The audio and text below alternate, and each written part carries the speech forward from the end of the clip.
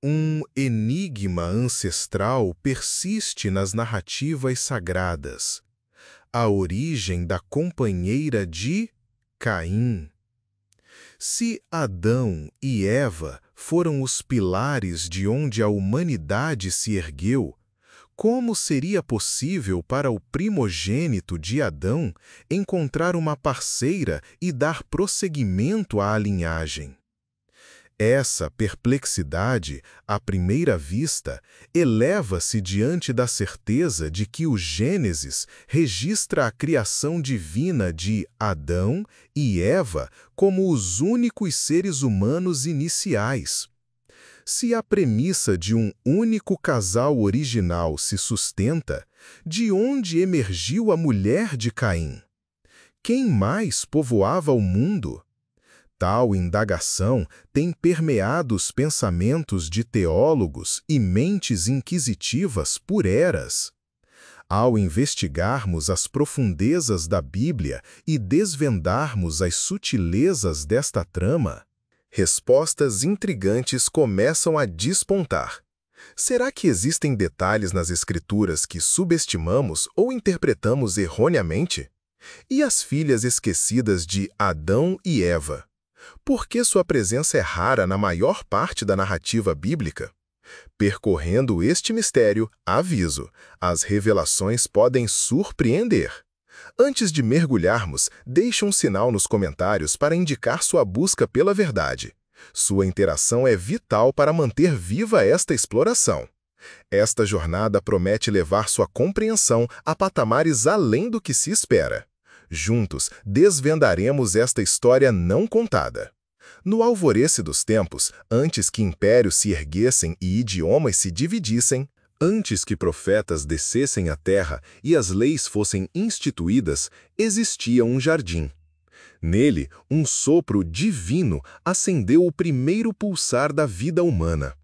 A formação de Adão e Eva ergue-se como um dos eventos mais enigmáticos e transcendentais dos textos sagrados.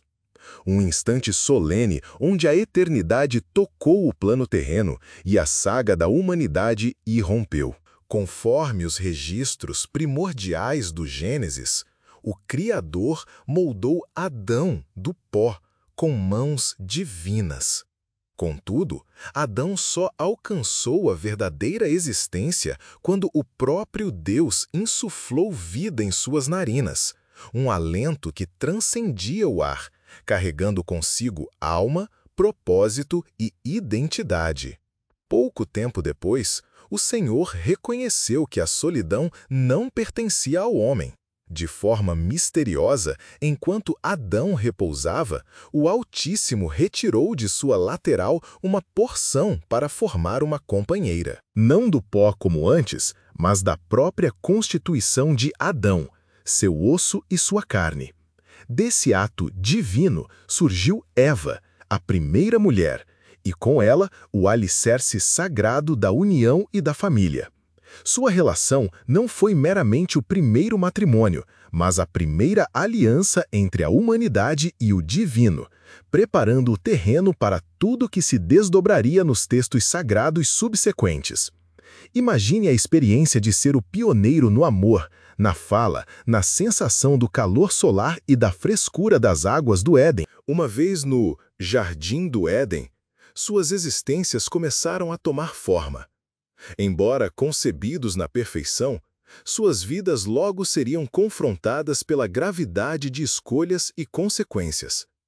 Com o passar do tempo, Adão e Eva geraram descendentes, e sua prole começou a florescer. Entre seus filhos, dois nomes ecoam através das eras: Caim e Abel. Estes irmãos vieram ao mundo que ainda não possuía nações ou soberanos, mas estavam predestinados a serem agentes de uma virada na história da moralidade humana. Caim dedicou-se à terra, cultivando o solo e extraindo seu sustento da terra. Abel, em contraste, escolheu o caminho do pastoreio, cuidando de rebanhos sob o céu aberto. Embora crescessem no mesmo lar, seus espíritos divergiram de modos sutis, mas significativos. Investia trabalho na terra. O outro promovia a vida com cuidado. Ao amadurecerem, ambos os irmãos optaram por apresentar oferendas ao Criador. Um gesto de devoção, gratidão e, talvez, de busca por graça divina.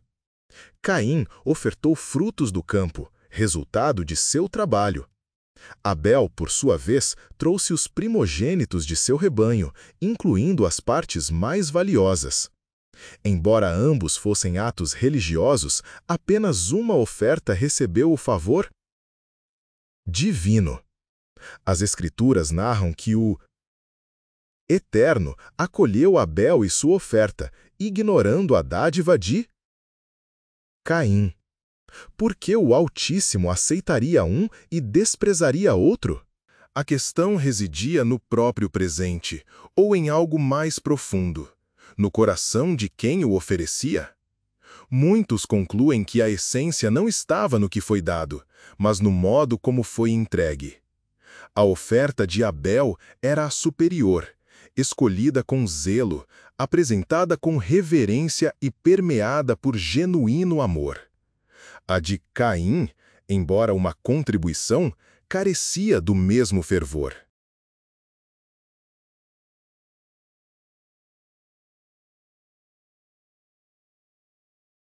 Será que o Criador, desde os primórdios, ensinava à humanidade que a adoração não é mera ritualística, mas sim a intenção por trás do sacrifício? O coração de Caim, outrora inflado de orgulho, começou a se contorcer em desilusão. A pungência da rejeição transformou-se em inveja, e seu semblante mergulhou sobre o peso da vergonha. Deus discerniu a tempestade interior que se formava em Caim e, num instante de compaixão, advertiu-o: "Por que te irritaste? E por que descaiu o teu semblante? Se bem fizeres, não serás aceito? E se não fizeres bem, o pecado jaz à porta, e sobre ti será o seu desejo, mas sobre ele deves dominar." Gênesis 4, versículo 7. Não era apenas um alerta, era uma chance de redenção. Contudo, Caim ouviria. Em vez de buscar entendimento ou cura, Caim permitiu que a escuridão se aprofundasse. Convidou Abel para o campo, talvez sobre o pretexto de uma conversa fraterna ou de trabalho conjunto. Mas longe de qualquer testemunha, distante do olhar de seus pais e da voz de Deus, algo irreversível aconteceu.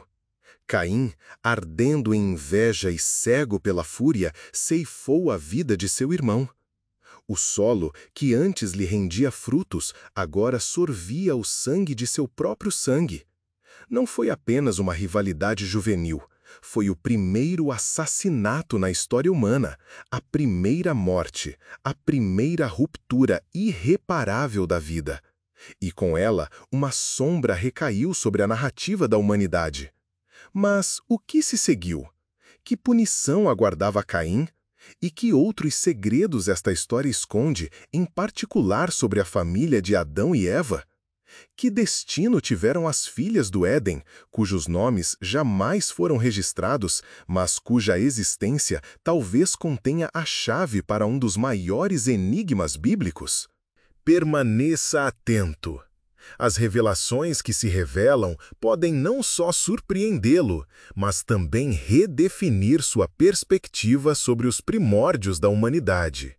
Após o clamor do sangue de Abel se elevar da terra, houve uma alteração nos alicerces da criação. A inocência do Éden já havia sido estilhaçada. Agora, a humanidade havia mergulhado ainda mais nas sombras. Um irmão havia tirado a vida de outro. No entanto, mesmo após um ato de tamanha gravidade, Caim não demonstrou arrependimento. Em vez disso, escolheu o silêncio, a enganação.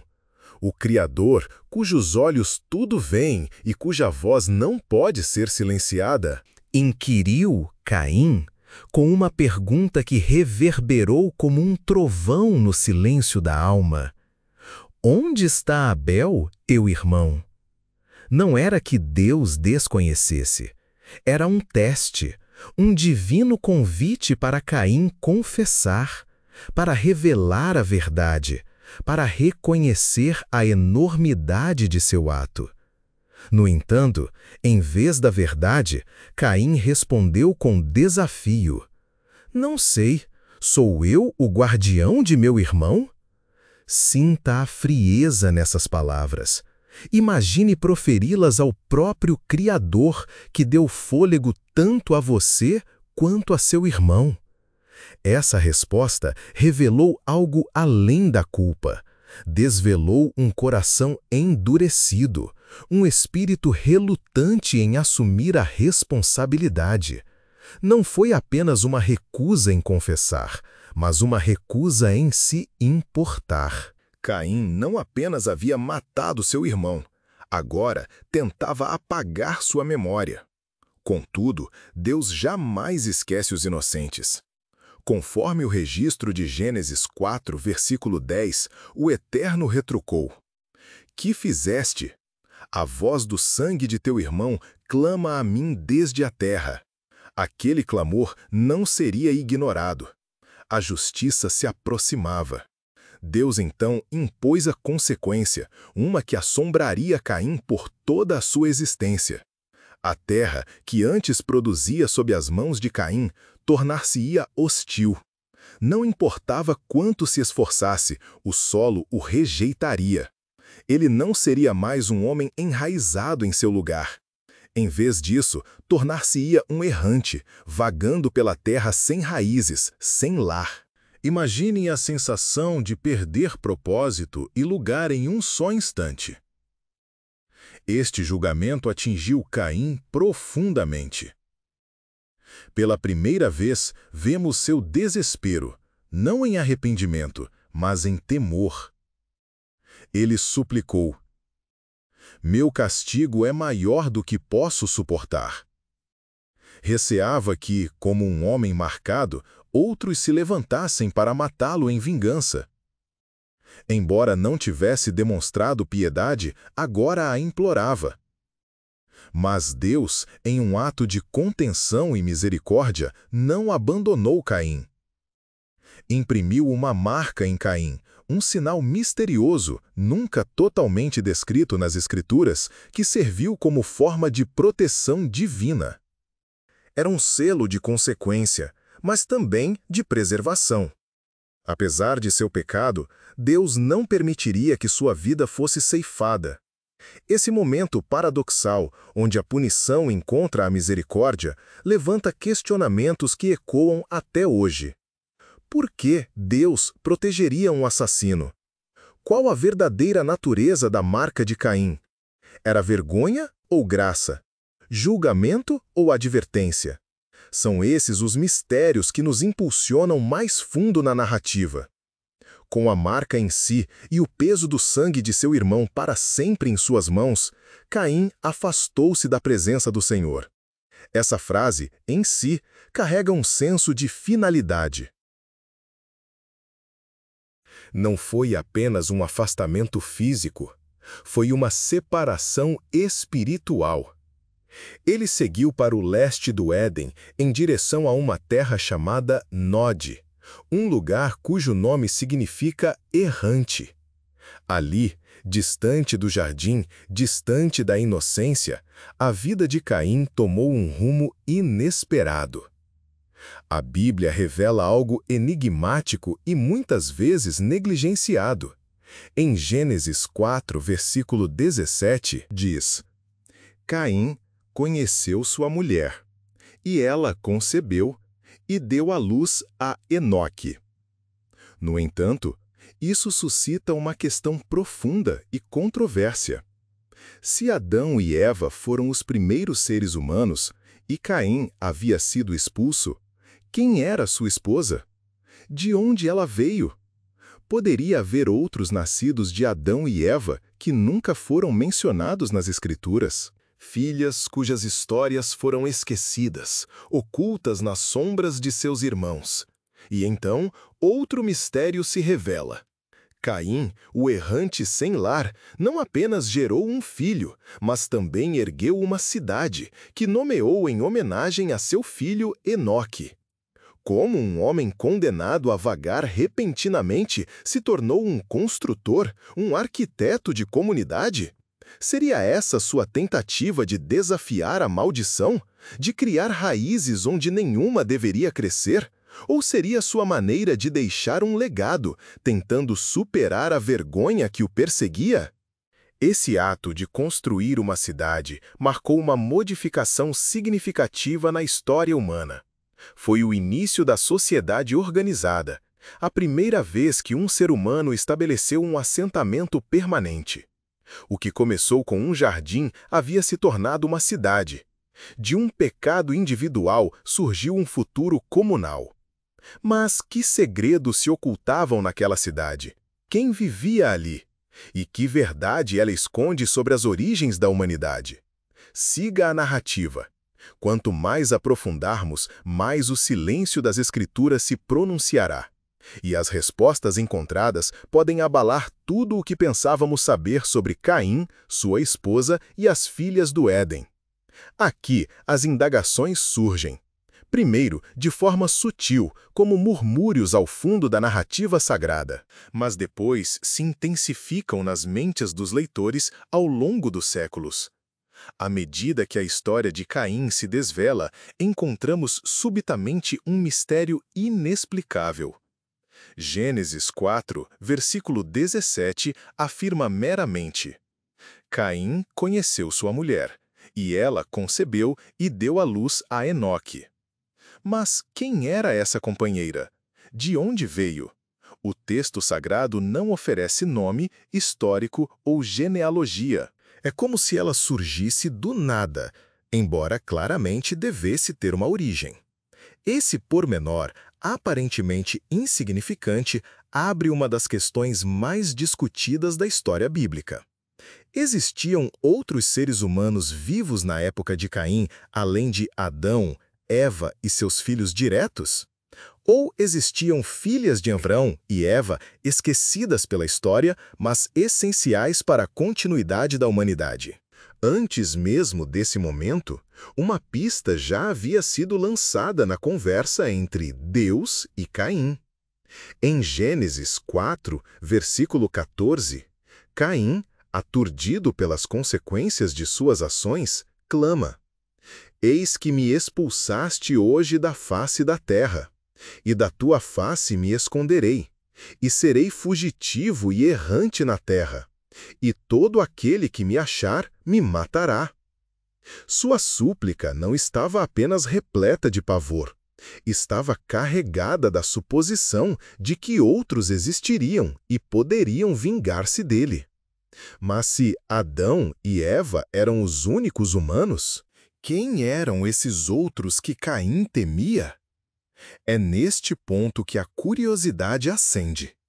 Como Caim poderia temer ser encontrado e morto por pessoas inexistentes? Esse receio implica fortemente que o mundo fora do Éden já era habitado por outros. Ou, no mínimo, Caim acreditava nisso. E se Caim acreditava, o que gerou essa crença? A resposta do Criador a Caim apenas aprofunda o enigma. Em vez de descartar o temor de Caim como ilógico, Deus o leva a sério. Gênesis 4, versículo 15, narra: Então o Eterno disse-lhe: Portanto, qualquer que matar a Caim, 7 vezes mais vingança se tomará dele. Em seguida, Deus impôs uma marca em Caim, uma proteção sobrenatural que advertiria quem o encontrasse a não lhe fazer mal.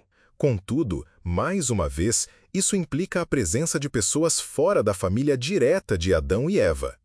Por que Deus concederia tal proteção se não houvesse perigos reais à vida de Caim? Estes versículos têm provocado debates. Alguns sugerem que Adão e Eva tiveram muitos descendentes, filhos e filhas, cujos nomes jamais foram registrados. Poderia a esposa de Caim ter sido uma de suas irmãs? A ideia pode parecer desconfortável para os padrões atuais, mas nas primeiras gerações da humanidade, tais uniões seriam cruciais para a perpetuação da raça. De fato, Gênesis 5, versículo 4 afirma: "E foram os dias de Adão depois que gerou a Sete, 800 anos, e gerou filhos e filhas." Embora seus nomes se percam na história, sua presença é validada nas Escrituras. No entanto, outros investigaram além. Alguns eruditos e teólogos propõem a existência de outros humanos criados por Deus, independentemente da linhagem de Adão e Eva. Essa interpretação, embora discutível, tenta harmonizar a Bíblia com o registro arqueológico que indica vastos assentamentos humanos e comunidades complexas nos primórdios. Seria possível que o Criador tenha gerado mais de uma linhagem humana? A família de Adão seria apenas a linha pactual, a narrativa eleita para avançar a história espiritual da redenção, enquanto outros viveram e se multiplicaram pela terra? Estas questões ganham complexidade ao considerarmos evidências antigas de sociedades humanas primordiais, cemitérios, pinturas rupestres e o uso de ferramentas. Vestígios da humanidade que antecedem a história escrita e sugerem uma população mais ampla. Seriam essas populações ancestrais parte dos ramos esquecidos da humanidade, ignoradas pela narrativa do Gênesis, mas, no entanto, reais? Contudo, é preciso cautela. A Bíblia, em seu formato atual, não valida a existência de humanos fora da família de Adão e Eva. Permanece muda sobre qualquer evento de criação distinto para outros povos. Em vez disso, concentra-se intensamente na linhagem espiritual que culminaria em Noé, Abraão e, finalmente, no Messias. Assim, embora as teorias de uma origem humana mais ampla possam atrair a lógica moderna e a evidência científica, permanecem especulativas, sem raízes explícitas no texto sagrado. No entanto, será que o silêncio das Escrituras pode ser tão revelador quanto suas palavras? O que significa que as filhas de Adão e Eva nunca foram nomeadas, apesar de serem cruciais para a própria continuidade da vida? O que isso poderia indicar sobre o papel das mulheres nas narrativas antigas? Que mesmo aquelas que carregaram as gerações futuras foram deixadas sem voz ou registro? É possível que as filhas esquecidas contenham a chave para compreender a esposa de Caim? À medida que nos aprofundamos nas camadas deste mistério, ficamos com mais perguntas do que respostas. E talvez esse seja o ponto. Nem toda a verdade deve ser evidente. Algumas são destinadas a serem buscadas, ponderadas e desveladas com o tempo. Persista nesta jornada. A história está longe de terminar. E o próximo fragmento deste antigo enigma pode reorientar sua percepção não apenas sobre Caim, mas sobre os inícios esquecidos de toda a humanidade. Do outro lado do debate reside a teoria mais aceita entre eruditos e crentes, a que oferece uma explicação tanto prática quanto biblicamente fundamentada. Segundo esta perspectiva, Caim provavelmente desposou uma de suas irmãs ou uma parente próxima, como uma sobrinha, nascida da mesma linhagem original. Essa interpretação não surge de mera especulação, mas de uma leitura meticulosa do texto, em conjunto com a compreensão do contexto cultural, social e espiritual dos primórdios da humanidade. O livro de Gênesis não alega que Adão e Eva tiveram apenas Caim e Abel. Na verdade, a narrativa abre espaço para muito mais. Em Gênesis 4, versículo 1, Eva declara: "Adquiri um homem com o auxílio do Senhor", após o nascimento de Caim, um momento de celebração e reconhecimento. No entanto, após o nascimento de Abel, nenhuma declaração similar é feita. Será esse silêncio mera concisão narrativa ou poderia insinuar o nascimento de outros filhos não nomeados entre esses dois eventos? Poderiam ter existido filhas esquecidas pela pena do escriba, mas vitais para a progressão da história humana? Alguns teólogos apontam a ausência de genealogias detalhadas nesse período como evidência de que muitos filhos, especialmente filhas, podem ter sido omitidos do foco narrativo, que tende a realçar a linhagem masculina destinada a futuras alianças. Contudo, aquelas filhas, mesmo anônimas, podem ter carregado nelas a chave para a continuidade da humanidade. Em Gênesis 5, versículo 4, após o nascimento de Sete, o texto afirma claramente: E foram os dias de Adão, depois que gerou Sete, 800 anos, e gerou filhos e filhas. Este versículo não apresenta uma limitação, mas uma expansão. Abre a possibilidade de que Adão e Eva tivessem uma prole numerosa e fecunda, incluindo muitos descendentes que não foram nomeados, mas cujas vidas foram essenciais para preencher a terra primordial. Se Caim desposou uma de suas irmãs, isso se alinharia com as normas culturais da época e com a necessidade da situação. Consideremos. Se toda a humanidade se originou de um único casal, quem mais Caim poderia ter desposado senão uma irmã ou parente próxima naquele mundo antigo, intocado pelas modernas concepções de linhagem e genética? O que hoje consideramos controverso, então era uma questão de propósito divino. Como mais a terra poderia ser povoada, conforme o mandamento de Deus em Gênesis 1, versículo 28, quando ele abençoou Adão e Eva para serem frutíferos e multiplicarem-se e encherem a terra? A prática de casamentos entre parentes próximos não era apenas aceitável naqueles tempos iniciais, era indispensável.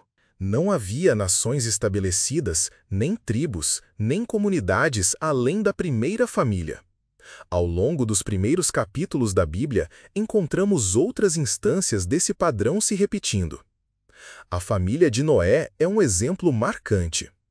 Após o dilúvio purificar a terra, Noé, sua esposa e seus 3 filhos, Sem, Cão e Jafé, foram os únicos sobreviventes. Estes filhos também tinham esposas. E, novamente, a humanidade teve de se reerguer a partir de um pequeno núcleo familiar. O padrão ecoa o início. Parentes próximos unindo-se para perpetuar a vida. Até mesmo Abraão, o patriarca das nações, desposou Sara, que era sua meia-irmã. Em Gênesis 20, versículo 12, o próprio Abraão afirma: Ela é, de fato, minha irmã, filha de meu pai, mas não filha de minha mãe, e ela se tornou minha esposa. Esta união não foi condenada, foi abençoada, e através dela veio o filho da promessa, Isaque. Isaque, mais tarde, desposaria Rebeca, filha de seu primo Betuel, e Jacó, seu filho, casar-se-ia com mais 2 primas, Lia e Raquel, filhas de Labão. Estes não eram exceções, mas exemplos de continuidade cultural. No período dos patriarcas, o casamento dentro da família alargada não era apenas permitido, era um meio de preservar a tradição da aliança e a pureza da crença. Mas isso levanta uma questão mais profunda. Por que essas práticas mudaram posteriormente? A resposta reside na evolução das leis divinas. A lei mosaica, concedida a Israel por Moisés mais de 2 milênios após Adão e Eva, introduziu uma nova estrutura ética e social.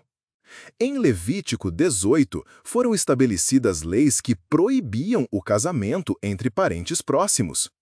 Essas leis faziam parte de uma progressão divina, refletindo não apenas o crescimento espiritual do povo de Deus, mas também a necessidade prática de preservar a saúde e a ordem em uma sociedade em amadurecimento e expansão. Poderia ser que o Criador permitiu o que era necessário no início apenas para restringi-lo mais tarde, à medida que a humanidade se tornava mais forte, numerosa e complexa? O que isso nos diz sobre o tempo divino, sobre como Deus nos encontra, não apenas onde estamos, mas quando estamos. Ainda assim, para muitos, a ideia de Caim desposar sua irmã permanece desconfortável. Contudo, no contexto de um mundo recém-formado, onde a Terra era ainda jovem e imaculada, e o DNA humano não havia sido afetado por gerações, tais uniões não teriam as mesmas consequências biológicas que hoje. Não era um escândalo, era uma necessidade de sobrevivência. Assim, quando Caim desposou uma mulher e fundou uma cidade, ele não estava se desviando do plano divino, mas prosseguindo o padrão estabelecido pela própria criação. Era um mundo em seu estágio inicial, moldado pela necessidade, guiado pela instrução divina e mantido pela mão de uma única família, encarregada de povoar o planeta. E, no entanto, uma questão persiste nas sombras. O que aconteceu com essas filhas não nomeadas? Viveram suas vidas em silêncio, esquecidas em nome, mas lembradas em legado? Ou suas histórias se perpetuaram através das gerações, transmitidas não em textos, mas em laços de sangue?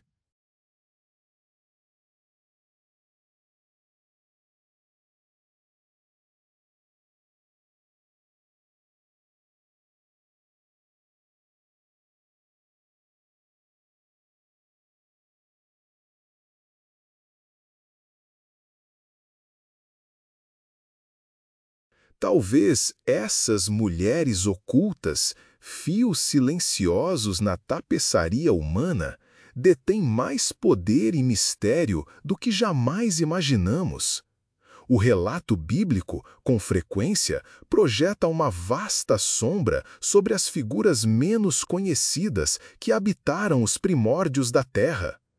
Em primeiro plano, tece-se a saga de Caim e Abel, os dois filhos de Adão e Eva, cuja história é tanto dramática quanto trágica.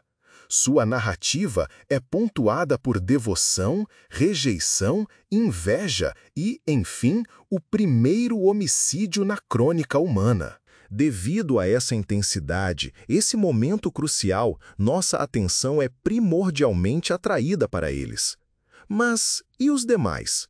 E os filhos e as filhas anônimos que integravam aquela família primordial? Aqueles que respiravam o mesmo ar, trilhavam o mesmo solo e viveram existências cujas histórias nunca foram registradas? Um silêncio sutil nas Escrituras envolve muitas dessas figuras em mistério. Gênesis 5, versículo 4, afirma que Adão viveu 800 anos e teve outros filhos e filhas. No entanto, nenhum nome é revelado, nenhum destino delineado. O foco narrativo permanece firmemente sobre Caim, Abel e, posteriormente, Sete. Será que, nas penumbras da grande narrativa, outras vidas se desenrolaram silenciosamente, essenciais, embora jamais registradas? Essa seletividade narrativa, embora compreensível, gera um vácuo, uma lacuna na memória coletiva da humanidade. Por que as filhas de Adão e Eva não foram mencionadas nominalmente? Suas contribuições eram menos relevantes? Ou as Sagradas Escrituras não se propunham a ser uma genealogia completa? A verdade é que a Bíblia não pode relatar cada evento, cada nome, cada figura, desde a criação até o final dos tempos. A história que narra é de aliança, não necessariamente de cronologia. E, no entanto, essas lacunas instigaram a curiosidade por séculos. Nesse espaço entre os versículos, outros textos antigos buscaram preencher o silêncio. Uma dessas obras é o Livro dos Jubileus, um texto apócrifo, por vezes referido como Pequeno Gênesis. Embora não incluído no cânon oficial da Bíblia judaica ou cristã, este livro oferece ricas expansões das narrativas encontradas no Gênesis, apresentando detalhes adicionais sobre figuras-chave e até nomeando as filhas de Adão e Eva. Embora sua autenticidade seja debatida entre teólogos, O livro dos Jubileus possui valor histórico e, em algumas tradições judaicas e cristãs, ainda é considerado com respeito. Ele ousa questionar o que o texto canônico deixa implícito e, ao fazê-lo, pinta um quadro mais amplo, embora especulativo, das primeiras gerações da humanidade. De acordo com o livro dos Jubileus, duas filhas de Adão e Eva foram chamadas Auã e Azura. Auã, em particular, é considerada a esposa de Caim, a mulher que ele conheceu após seu exílio para a terra de Nod. Seu nome, possivelmente enraizado no hebraico antigo ou fenício, foi interpretado como vício ou poder. Tal dualidade é impressionante. Poderia seu nome refletir o fardo que ela carregava como parceira do primeiro assassino do mundo? Ou talvez signifique a força que ela encarnou como uma mulher ligada a uma das figuras mais infames da história humana? Quando Gênesis 4, versículos 16, 17, declara: Então Caim saiu da presença do Senhor e habitou na terra de Nod, ao oriente do Éden. E Caim conheceu sua mulher, e ela concebeu e deu à luz a Enoque. Somos confrontados com um desenvolvimento súbito e inexplicável. Quem era essa mulher e de onde ela veio? A Bíblia canônica a deixa anônima, mas o livro dos Jubileus oferece um nome, um papel e uma conexão mais profunda com a linhagem humana primitiva. Poderia Auã ter sido irmã de Caim, nascida nos anos que se seguiram à expulsão do Éden? Ou seria ela uma sobrinha, talvez filha de Sete, nascida muito depois, à medida que as gerações se multiplicavam? Algumas tradições sugerem que Caim não conheceu sua esposa imediatamente após seu exílio, mas apenas após muitas décadas. Poderiam quase 300 anos ter se passado antes que ele construísse a cidade de Enoque? Se sim, então a população da Terra teria crescido substancialmente, talvez alcançando dezenas até centenas de pessoas, todas descendentes de Adão e Eva. Na época em que Caim encontrou Auã, a família de Adão pode ter se expandido muito além dos 5 nomes que tipicamente associamos à história. Apenas Sete é dito ter gerado muitos filhos. E se Adão viveu por mais de 900 anos, quantas filhas ele também poderia ter tido? E se a terra de Nod não era um deserto vazio, mas uma região onde membros dispersos da família humana já viviam?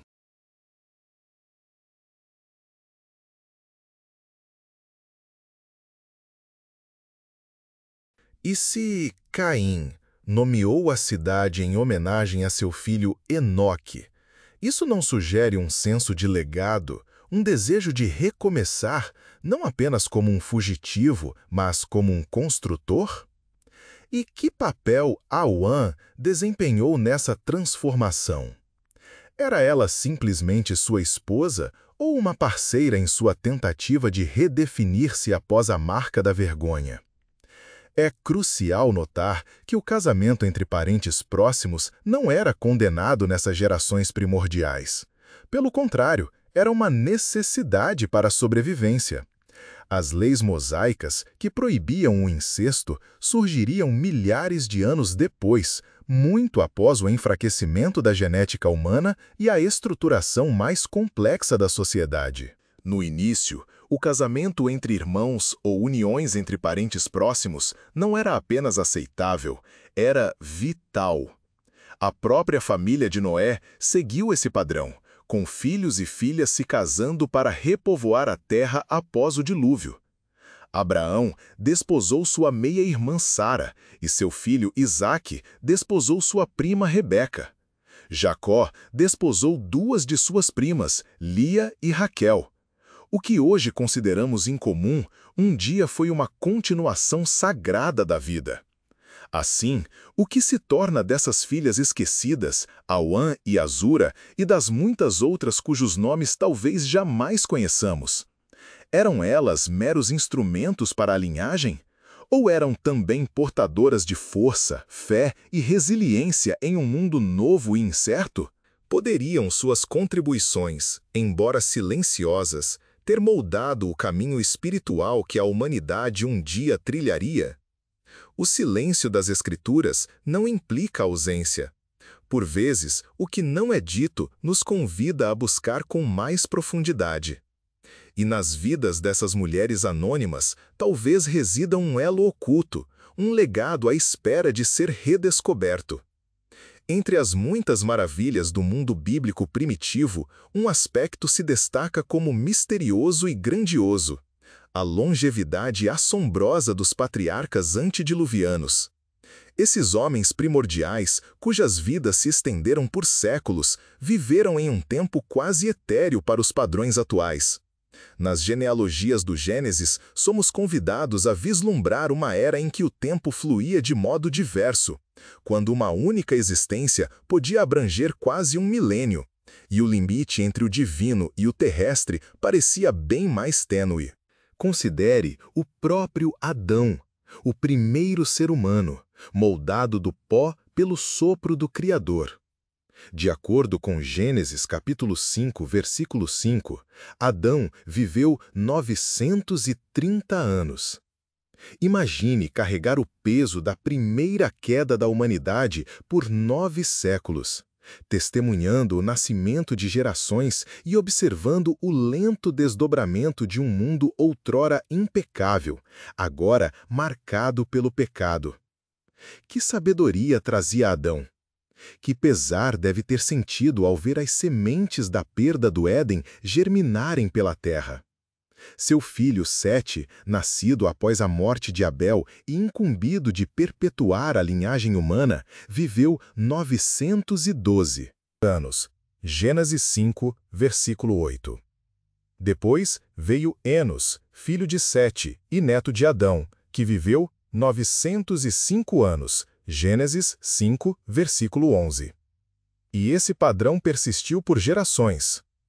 Enoque viveu 365 anos antes de ser misteriosamente levado por Deus, e Lameque viveu 777 anos. Mas um nome se eleva acima de todos: Matusalém, avô de Noé, cuja vida atingiu 969 anos, a mais longa registrada na Bíblia, Gênesis 5, versículo 27. Que tipo de mundo Matusalém testemunhou ao longo de quase 1000 anos? Essa extraordinária longevidade não foi apresentada como incomum, era a norma. Mas por quê? O que tornou aquelas vidas antigas tão extensas, tão duradouras? Que condições poderiam ter permitido que um homem vivesse o que hoje consideraríamos 12 ou mais vidas inteiras?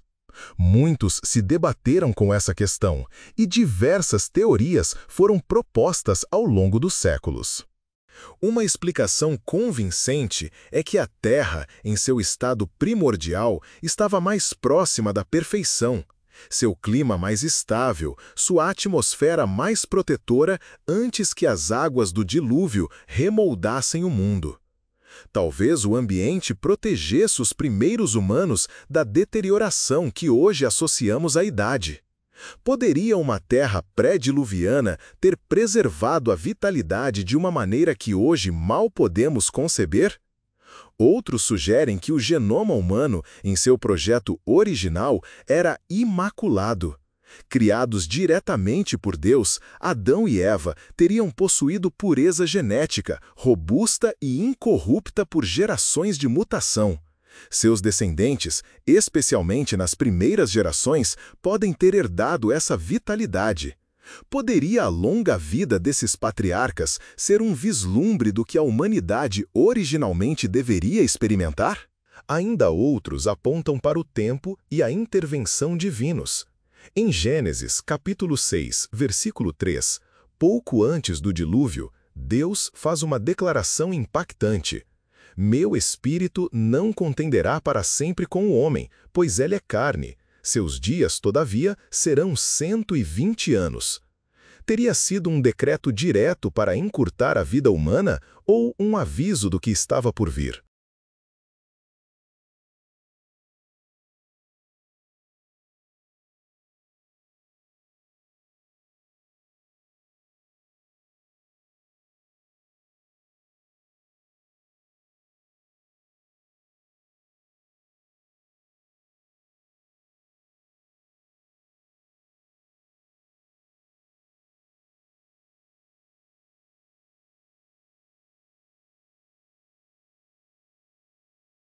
Uma mudança na interação divino-humana? Seja qual for a razão, um padrão claro se segue. Após o dilúvio, a expectativa de vida diminui. Noé, nascido antes do dilúvio, viveu 950 anos. Gênesis 9, versículo 29. Mas seus descendentes experimentam um rápido declínio na longevidade. Abraão, o pai das nações, viveu 175 anos. Gênesis 25, versículo 7. Isaque viveu 180. Jacó, 147. E Moisés, o libertador de Israel, viveu até os 120 anos. Deuteronômio 34, versículo 7. Alinhando-se precisamente com o limite que Deus havia previsto. É coincidência ou uma transformação calculada do destino humano? Muitos teólogos acreditam que essa mudança na expectativa de vida não foi um acidente. À medida que o mundo mudava, após o dilúvio, após a dispersão em Babel, após o pecado crescer e se espalhar, também mudaram os planos de Deus para a humanidade.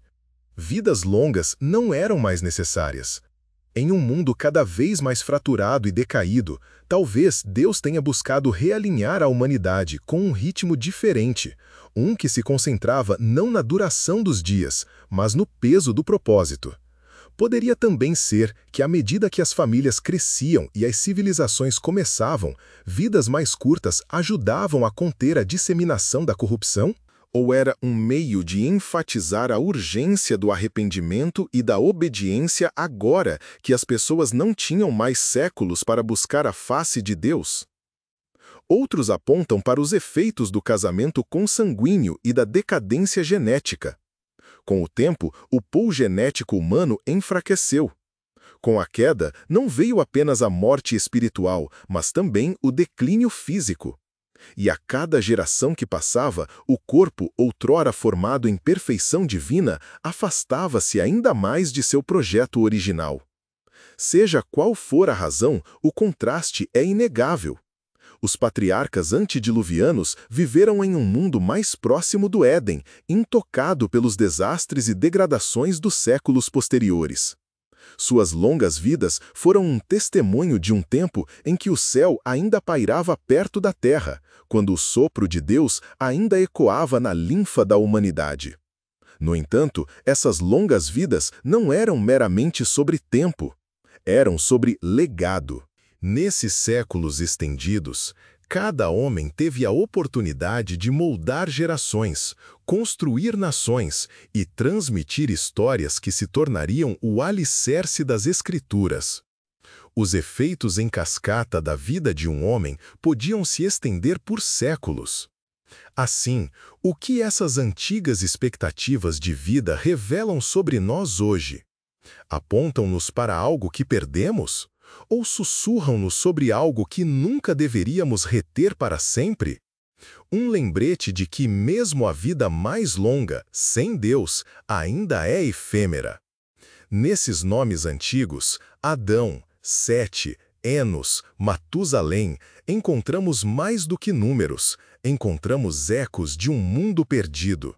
E talvez, se ouvirmos com atenção, escutaremos o que aquelas longas vidas sempre tentaram nos dizer, que o tempo, por mais extenso que seja, só encontra seu verdadeiro sentido quando vivido na presença de Deus. Ao encerrarmos nossa exploração sobre a enigmática companheira de Caim e as filhas ignoradas de Adão e Eva, os elementos deste antigo quebra-cabeça começam a se ligar em uma imagem mais clara. No período em que Caim buscava uma parceira, já existiam irmãs e sobrinhas disponíveis, nascidas dos inúmeros filhos e filhas anônimos de Adão e Eva.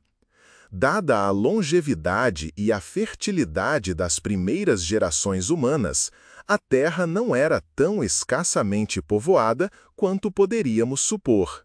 Ao longo de séculos, as famílias se multiplicaram e os casamentos entre parentes próximos eram tanto comuns quanto imprescindíveis. Naquela era formativa, a união entre familiares próximos, irmãos, primos, até sobrinhas, não era vista como pecado ou algo inaceitável. Pelo contrário, era uma realidade prática da época. Somente séculos depois, com a expansão e diversificação da população humana, Deus introduziria novas leis para limitar essas uniões. Tais leis, entregues por Moisés, visavam prevenir complicações genéticas e estabelecer novos padrões éticos para uma sociedade em amadurecimento. Até então, a sobrevivência e a expansão da humanidade dependiam de laços familiares próximos, unidos por alianças em vez de tabus sociais. A Bíblia é inequívoca em um ponto crucial. Toda a humanidade descende de um único casal primordial, Adão e Eva. Essa verdade fundamental é reafirmada em Atos, capítulo 17, versículo 26, que proclama: De um só fez toda a raça humana para habitar sobre toda a face da terra, determinando os tempos já estabelecidos e os limites da sua habitação. Este versículo não é apenas uma declaração teológica, é uma proclamação de unidade, lembrando-nos de que toda nação, toda raça, toda pessoa tem uma origem compartilhada. Qualquer interpretação que contradiga essa verdade carece de base bíblica e se afasta da narrativa divina. Retornando ao Livro dos Jubileus, encontramos outra figura vital nesta história, Azura, a outra filha de Adão e Eva. Este texto apócrifo a nomeia como esposa de Sete.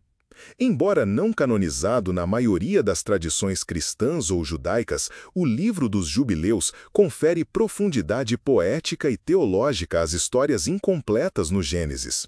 O nome de Azura relaciona-se com o azul puro do céu ou com o lápis lazuli, rocha azul profunda que simboliza santidade e clareza divina. Sua presença na narrativa introduz uma figura feminina potente, cujo nome se vincula ao próprio céu. A união de Azura com Sete representa mais que um casamento, é um ponto de inflexão.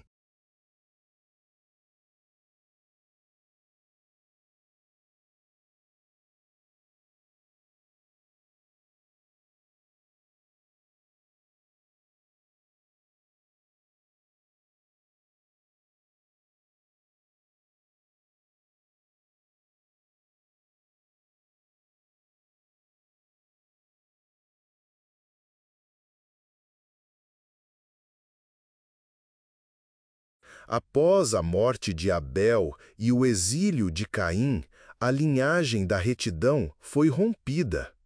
Mas Deus, em sua misericórdia divina, designou Sete para reestabelecer o caminho. A própria Eva expressou essa esperança em Gênesis, capítulo 4, versículo 25, dizendo: Deus me concedeu outro descendente em lugar de Abel, visto que Caim o matou. Em certas tradições, Azura fora inicialmente esposa de Abel, conferindo ainda maior profundidade à sua história. Após o trágico assassinato de Abel, ela enviuvou e, com o tempo, desposou Sete. Sua vida, marcada por tristeza e reconstrução, ecoa o arco redentor da própria Escritura. De sua união emergiu uma linhagem que conduziria o fio espiritual da humanidade adiante. Um de seus filhos foi Enos, cujo nome significa homem frágil, um lembrete da fragilidade humana e da dependência em relação ao divino. Enos ocupa um lugar significativo na história espiritual. Foi durante sua vida, segundo Gênesis capítulo 4, versículo 26, que os homens começaram a invocar o nome do Senhor. Não era um gesto casual. Marcou o início da adoração formal, o estabelecimento da prece e o reconhecimento da soberania de Deus por uma humanidade em fragmentos. Outro descendente da linhagem de Sete, embora às vezes erroneamente considerado filho de Enos, é Enoque, o homem cuja relação com Deus era tão íntima, tão sagrada, que ele transcendeu a morte. Gênesis capítulo 5, versículo 24 registra: Enoque andou com Deus e não foi mais encontrado, porque Deus o tomou para si. A vida de Enoque, como uma flama que jamais se extinguiu, é um símbolo de fé profunda e de um chamado divino que transcende o ordinário. O que teria sido andar tão em proximidade com o Criador, a ponto de a fronteira entre o céu e a terra simplesmente dissolver-se? No entanto, a figura mais extraordinária na linhagem de Sete talvez seja o homem incumbido de construir uma arca em um mundo à beira da ruína: Noé, neto de Matusalém e bisneto de Enoque. Noé foi fruto de gerações plasmadas pela devoção, reverência e obediência. Seu nome se tornaria sinônimo de fé diante do caos.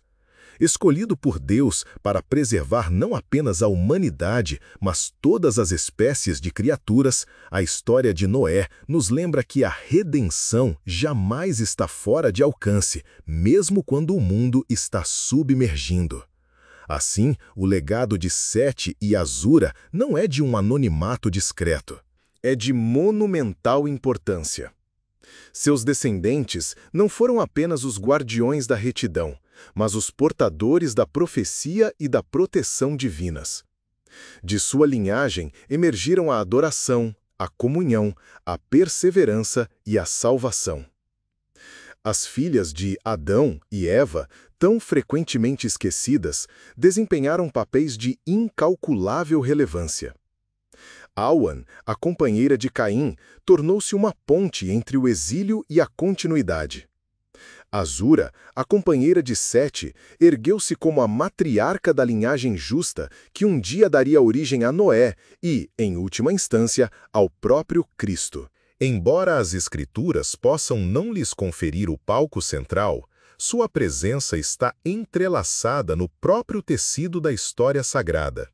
E assim, ao retornarmos àquela questão inicial, quem foi a esposa de Caim? Descobrimos que a resposta revela muito mais que um nome. Ela abre uma janela para um mundo esquecido. Um mundo onde cada alma carregava o peso da novidade, do propósito, da designação divina. Um mundo onde até mesmo os anônimos desempenharam papéis sagrados. E talvez, apenas talvez, isso nos convida a observar novamente as margens da história para encontrar significado no que quase se perdeu no tempo. Cada indivíduo, nesta antiga linhagem, carregava uma incumbência singular, moldando não apenas o desdobramento da civilização humana, mas também a transmissão da fé, da retidão e do legado divino. Ao examinarmos os descendentes de Caim e Awan, em paralelo com os de Sete e Azura, uma profunda dualidade se manifesta, refletindo o embate perpétuo no íntimo do ser humano. Essas gerações iniciais não foram meramente figuras históricas, foram espelhos da natureza humana, encarnações das escolhas espirituais que moldam o nosso percurso. Caim, o primogênito de Adão e Eva, trilhou um caminho marcado pela rebeldia, inveja e, por fim, pelo derramamento de sangue. Ele tornou-se um símbolo do que ocorre quando o coração se desvia da voz divina, quando o orgulho e a dor esmaem o chamado ao arrependimento. Sua linhagem, embora frutífera e inovadora, seja na fundação de cidades ou na criação de ferramentas, espelhou um distanciamento da intimidade com o Criador. Em contraste, Sete e Azura representam uma corrente distinta. Sua linhagem é um retorno à reverência, um reajuste à vontade do Criador e à comunhão espiritual. De sua união, emergiu um legado marcado pela justiça e pela adoração, um povo que novamente invocou o nome do Senhor. Seus descendentes conduziriam o fio espiritual que leva diretamente a Noé, a Abraão e, finalmente, ao Messias. Essas duas linhas familiares, a de Caim e a de Sete, não são apenas biológicas, mas representam duas escolhas espirituais. Uma delas conduz ao auto-engano e à distância de Deus. A outra, à rendição, à adoração e à redenção. Mais uma vez, é crucial recordar que o livro dos Jubileus, que oferece muitos detalhes sobre filhas como Auã e Azura, é considerado apócrifo. Isso significa que não faz parte do cânon sagrado oficialmente reconhecido nas tradições judaicas ou cristãs. As informações que contém, embora instigantes e historicamente ricas, devem ser lidas com discernimento.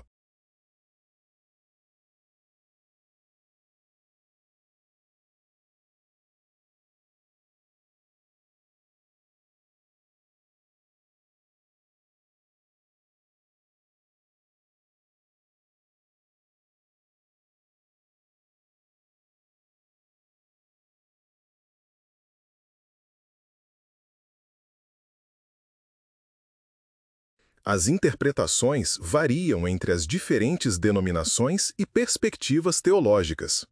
A Bíblia Sagrada, por outro lado, nunca teve a intenção de registrar cada indivíduo que existiu, cada casamento que ocorreu ou cada história que se desenrolou. Em vez disso, ela oferece o essencial, a mensagem divina de esperança, salvação, amor, justiça e como somos chamados a viver. Suas páginas não são livros de história exaustivos, são revelações sagradas que nos direcionam para o que realmente importa aos olhos de Deus. É por isso que a Bíblia frequentemente omite personagens secundários ou deixa certos eventos envoltos em mistério. Seu propósito não é satisfazer toda a curiosidade, mas despertar a alma. As histórias que inclui, sejam longas ou curtas, detalhadas ou breves, são escolhidas para revelar a verdade, não para trivializar. Deus, em sua infinita sabedoria, nos mostrou o que precisamos saber para viver retamente, crer profundamente e caminhar humildemente com Ele, como lemos em Isaías 55, versículos 8 a 9. Porque os meus pensamentos não são os vossos pensamentos, nem os vossos caminhos os meus caminhos, diz o Senhor.